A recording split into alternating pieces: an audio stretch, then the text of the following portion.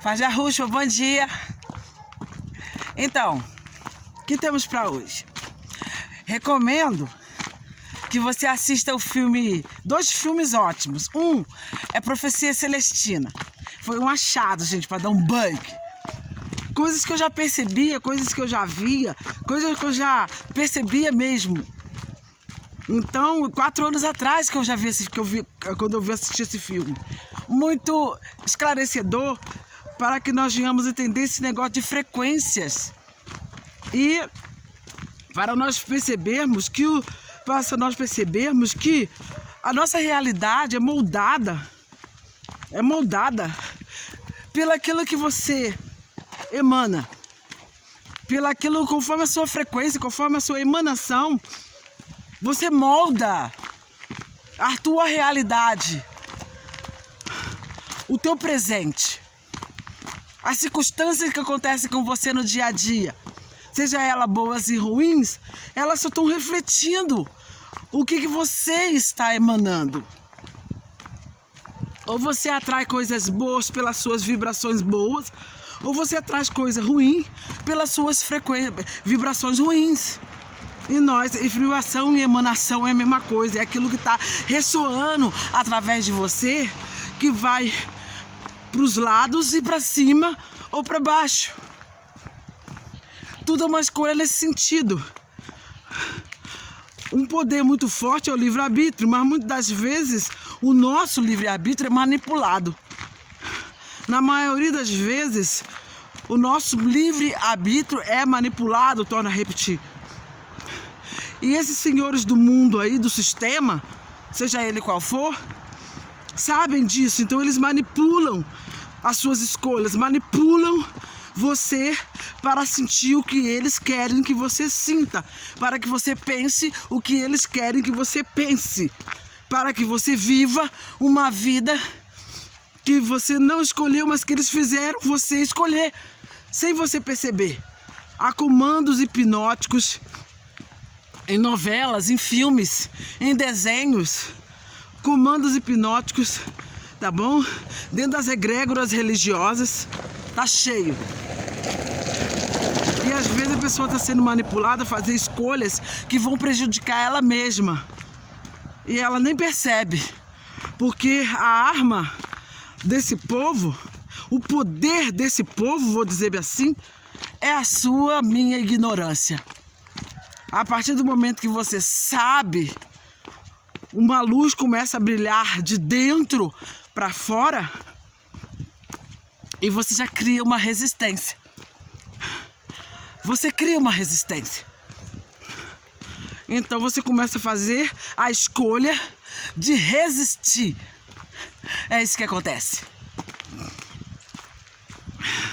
Muitas das vezes a pessoa está deprimida, sofrendo depressão, e eles já colocaram nessa hipnose dizendo que de aceitação, dizendo que depressão é uma doença. Então você toma remédio a vida toda, tomando remédio controlado, sem conseguir cura, porque não tem cura. Todas essas doenças sem curas provêm da alma, de escolhas ruins, consequências de escolhas ruins, de pensamentos ruins, de sentimentos ruins, hipnóticos, a maioria. Vamos dizer assim, de 100 pessoas que sofrem de depressão, 95 estão sob hipnose. Só 5 escolheram mesmo estar nessa situação porque são viciadas em sofrimento. Porque tem essas pessoas viciadas em sofrer, em coitadinho. Tem essas pessoas que são assim, são como vampiros espirituais. Elas se alimentam da sua compaixão, elas se alimentam da sua dor, do seu dó. Eu tô com dózinho dela, coitadinha dela. Elas amam essa condição de ser coitadinha, de coitadinho. Amam. Então nós temos que tomar cuidado com isso. Porque numa galera aí de 100 pessoas sofrendo de um tipo de malefício qualquer, 95 estão ali por hipnose. estão nessa condição precária por hipnose, seja qual for. Pode ser doença, pode ser situação da vida, pode ser 95 estão hipnotizados a serem e a viverem daquela maneira. 5 estão nessa maneira porque querem, porque gostam, que se alimentam dessa situação. Não precisa muitas pessoas para dominar um gado, não. Às vezes é 1 ou 2 ou 3 que estão lá ali segurando as rédeas por hipnose. Nós temos que saber ser donos do nosso sentimento, ser dono do nosso pensamento. Eu não vou admitir que uma pessoa põe ideias na minha cabeça, mas às vezes você não está percebendo que você está sendo vítima, porque geralmente essas pessoas, elas se aproximam de você, as circunstâncias se aproximam até você pela emoção. Você se sente emocionado, comovido, aí você não percebe mais, você já recebeu o primeiro comando da hipnose, é a emoção. Chora, conta uma situação de dor, de tristeza, que faz todo mundo chorar, que você se arrupeia, até se arrepia. Então você já baixou a guarda, querido, querida, e você fica hipnotizado, à mercê de qualquer comando que eles façam. Faça isso, faça aquilo, faça isso, seja assim. E a pessoa vai se moldando conforme aquele comando hipnótico e não percebe que ela está mergulhando num vácuo, num vazio, na escuridão. Então tudo é ruim, todos os homens não prestam, ou todas as mulheres não prestam. Eu sou um perdedor, eu sou tudo, eu tenho o dedo podre para escolher namorado ou namorada. Eu sempre fui um desgramado, um desgraçado. Você está hipnotizado, querido. Você tem que descobrir de onde que veio esse comando hipnótico, em primeiro ponto, e começar a refrear isso. Refrear. E ter pensamentos melhores sobre você mesmo. Ter sentimentos melhores sobre você e sobre os outros também. Porque isso está emanando. Eu me dou bem, eu ando com aquela pessoa, eu ando bem com ela, mas eu não gosto dela. Porque isso, porque aquilo, porque isso, porque aquilo. Ela é uma megera, ela é uma cachorra, ela é um dragão, ela é uma vaca, ela é uma vadia, ela é uma isso. E tá emanando, e tá emanando, e tá emanando. É assim. A mesma coisa também, o outro filme que eu recomendo, foi muito esclarecedor, foi Doutor Sono. Gente, parece que é impressionante a exposição desses seres, esses espíritos, né, das trevas, que são os magos negros. Magos negros, em sua maioria, são pessoas mesmo, tá? São pessoas que simplesmente já têm a habilidade de sair do corpo, né? O corpo fica lá na cama ou num pátio de meditação desse aí, nesses centros, esse centro aí de espiritualidade, a maioria, né? São centros espíritas mesmo. Ou então, sei lá, aonde eles estão lá em transe meditativo, saem do corpo dele e vão colher energias, fazer sacrifícios, né? Para outros que são maiores que eles, que muitas das vezes já não são mais, são espíritos sim, mas são outra classe de espíritos, são os caídos, demônios, e lá vai. Mas os magos negros em si são pessoas que saem do corpo, que fizeram pactos, entendeu? Acordos, entendeu? Para colher almas, colher energias vitais, né? Ou se não, te matam, te adoecem, ou então simplesmente sugam aquela energia que você está emanando na circunstância que você está atravessando. Eles gostam muito da energia do sexo. Por quê? Por que eles se alimentam da energia? Porque essa questão de sair do corpo, gente, não é tão fácil assim não, principalmente para praticar malignidade. Essas frequências são ruins e elas deterioram o corpo físico, a casca. Geralmente quem é praticante dessas coisas aí, para esses atos ilícitos, são pessoas muito acabadas fisicamente. Elas envelhecem assim, ó, rápido. E vivem muito tempo, sim, mas mediante aquela energia que ela tá sugando de alguém, tá? Eles vão, a maioria é durante a noite, mas pode ser do dia também. Eles vão lá nos hospitais e sugam a energia de quem tá lá moribundo, morreu, morre, ou então está em estado de coma. Eles sugam a energia desses centros onde as pessoas egrégoras, né, religiosas, seja ela qual for, né, não precisa é só se reunir ali em torno de uma mentira. Você está dando energia para eles, porque eles também sugam a energia da adoração, à mentira, ao engano. A pessoa está ali adorando a mentira, adorando o engano e está vibrando, emanando essa frequência ruim que só alimenta magos negros. Simples assim. Até que a pessoa vai a óbito. E com essa vibração, consequentemente, com essa morrendo debaixo da vibração do medo, morrendo debaixo da vibração do ódio, morrendo debaixo da vibração decadente, a pessoa decai no mundo espiritual, decai para os mundos inferiores, onde as circunstâncias lá são piores ainda. Não tenho nada a dizer, porque já tive a oportunidade de conhecer os mundos inferiores, mas eu não quis ir. Não quis ir. E o que me acontece? Desde quando eu era criança, eu saía do meu corpo e ficava perambulando pelo mundo espiritual. Mas ia de qualquer jeito, gente. Então topava com esses seres. O que acontecia com esses seres? Eles me percebiam ali, eles me viam ali e vinham me perseguir. E eu já sabia que eu estava fora do meu corpo. Então eu pensava comigo, eu vou voltar e vou voltar para dentro do meu corpo. E quando eu voltava para dentro do meu corpo, dentro do meu quarto, da minha casa, criança, adolescente, quem eu topava ali? Eles. Estavam bem ali na minha frente.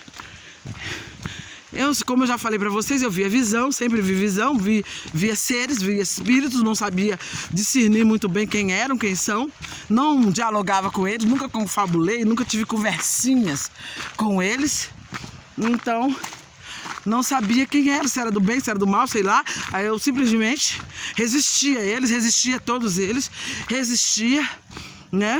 Lutava, muitas das vezes até brigava com eles, os meus irmãos, minha família toda dormindo e eu ali lutando com espíritos.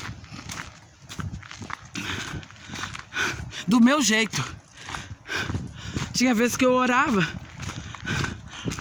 mas eu não era muito naquela época eu era ateia, então quando eu era ateia eu não tinha hábito de orar nem clamar ajuda de ninguém. Eu contava comigo mesmo para resistir aqueles espíritos. Então adoecia, tá? Ficava muitas das vezes doente, muito doente. E todas as doenças que eu tive, tô falando no meu caso, foram tudo ataque espiritual desses seres. Já fui desenganada muitas vezes e passei das idades que eles diziam que eu não ia viver, mas vivi, tive saúde restabelecida, mas mediante o quê? Mediante o conhecimento que eu fui adquirindo, mediante principalmente depois que eu aceitei o Salvador. Já falei, foi um encontro, foi um desafio, porque eu era ateia, fiz um desafio, que esse desafio foi aceito e atendido, e naquilo que era uma coisa impossível, então foi atendido o pedido. Então eu fui marchar para procurar, mas não sabia que tudo foi um aprendizado. Foi um aprendizado. Que a gente não pode simplesmente excluir as pessoas, nem excluir, porque caminho, gente, é aprendizado. Você tem que andar pelo caminho que você anda, o contato que você tem com as pessoas é aprendizado. É para você aprender com elas. Se possível for, ensine, mas ensine coisas boas. E exercitando também a paciência, a pacificação com as pessoas, entendendo os limites que a pessoa tem. Só não tive, nunca tenho, nem tenho paciência com os sugadores. E nem devemos ter, porque os sugadores já agem por malícia. Eles já querem vir e montar em cima de você, quer que você fique debaixo do pé dele, sendo esmagada pelo peso dele, e ele te sugando, consciente ou não. Porque tem pessoas que elas têm esse hábito de sugar as outras pessoas, mas elas já foram então colocadas nessa posição de te sugar para gerar em você o quê? Um sentimento de inutilidade, um sentimento de desamparo, um sentimento de infelicidade. Você só tem uma vida de servir, servir, servir e não ter retorno. Isso causa em você uma frustração. E tudo isso tem uma vibração que alimenta quem? Os magos negros. Ou a quem eles servem. Temos que tomar muito cuidado, porque às vezes nós estamos numa circunstância que é uma armadilha psicológica ou armadilha emocional. Então se só te suga, suga, suga, ou então você tem aquela sensação de rato, de dando voltas numa gaiola, a tua vida não anda para frente, a tua vida não acontece nada, uma paradeza. Então aí você fica, para que eu vivo? Para que eu existo? Eu não tenho nada. Eu não vivo para ninguém, eu não vivo para nada. Eu só sirvo para trabalhar. Tem que perceber se isso não é uma condição para gerar em você essa sensação de frustração, que ela, quando vai crescendo, se transforma então numa depressão. E tudo isso é uma situação de cativeiro. E tudo isso é uma situação na qual você está alimentando magos negros. Como eu me tornei invisível? Depois que uma longa caminhada já no evangelho, eu não sabia o que era isso, que habilidade era essa que eu tinha de sair do meu corpo, eu não sabia o que era. Primeiro eu fui para a egrégora religiosa da Igreja Universal, eles diziam que quem tinha visão era endemoniado, quem tem essas coisas é endemoniado. Então o que eu fazia? Como eu passei a minha infância, era fácil para mim. Como eu passei na infância todinha vendo coisas e não falando nada, mesmo na Igreja Universal, eu via coisas e não falava nada. Vinha espíritos lá dentro, rapidamente fui colocado como obreira, né? Expulsando demônio. Eu já sabia, eu só olhava assim e via que tinha um espírito na pessoa. Eu ia na certa orar e expulsar o demônio, né? Mas tinha demônios que não estavam no corpo de ninguém. E agora? E eu passava apertada às vezes daquela reunião de libertação, né?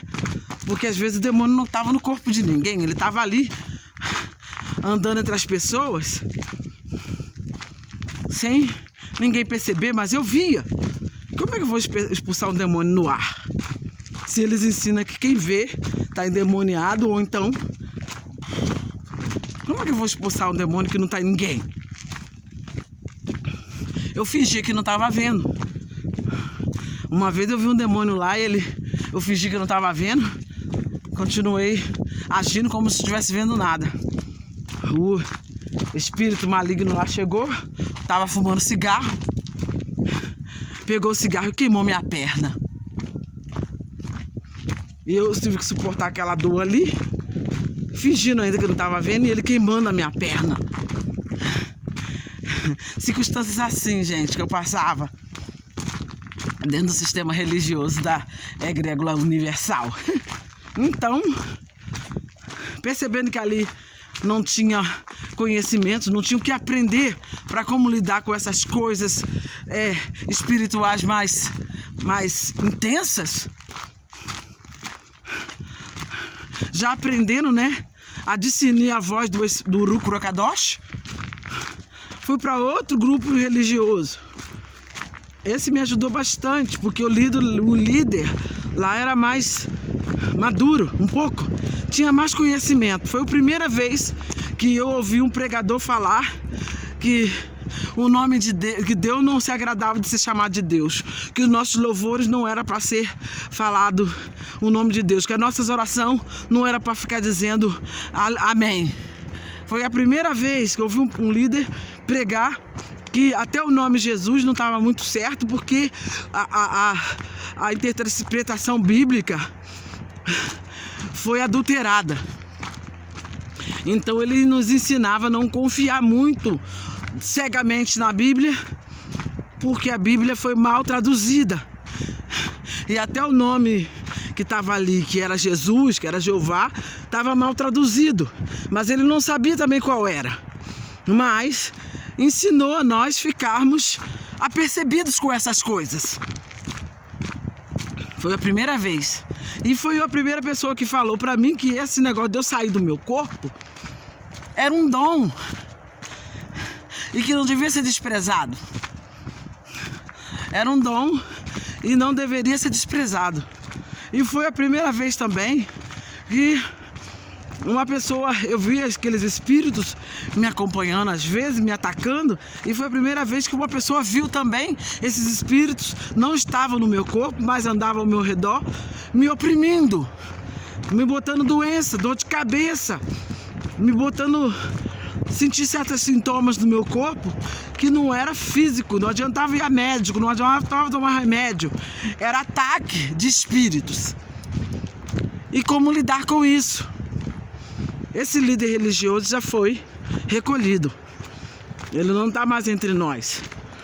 Mas valeu então o tempo que estava ali para ter encontrado com esse homem e me dado um gancho, uma abertura da minha visão espiritual mais ampla.